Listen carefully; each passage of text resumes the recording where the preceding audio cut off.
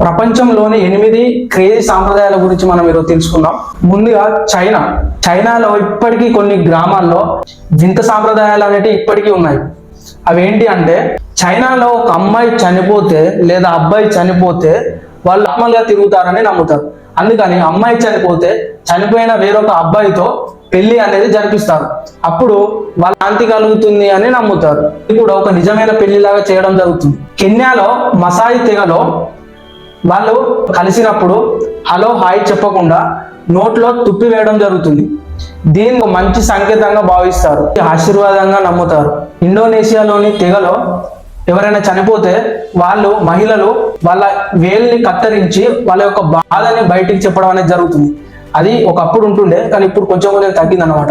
మహారాష్ట్రలోని ఒక 30 అడుగుల ఆలయం మీద నుండి శిశువుని మీద నుండి కిందికి వేస్తారు. అప్పుడు కింద ఉన్నవారు బట్టతో ఆ శిశువుని పట్టుకుంటారు.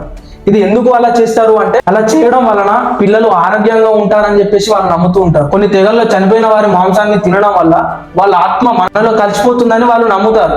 థాయిలాండ్ లో ప్రతి సంవత్సరం వానదేవునికి కొన్ని వందల కిలోల కూరలు, పండ్లు, మిఠాయి లాంటివి అక్కడ పెట్టడం జరుగుతుంది. ఇది వీళ్ళ సాంప్రదాయం. అమోనియాలో ప్రతి కొత్త సంవత్సరానికి ముందుగా ప్రజలు ఎలుగుబంటి యొక్క తొక్కని ధరించి డాన్సులు అనేది చేయడం జరుగుతుంది. దీని ద్వారా వాళ్ళ దగ్గరికి ఎలాంటి శక్తులు రావు అని వాళ్ళు నమ్ముతారు. ప్రపంచంలోని క్రేజీ ట్రెడిషన్స్ మనకు వింతగా కనిపించినా కూడా ఆ ప్రాంతాల సంస్కృతికి అర్థంగా ఉన్నాయి.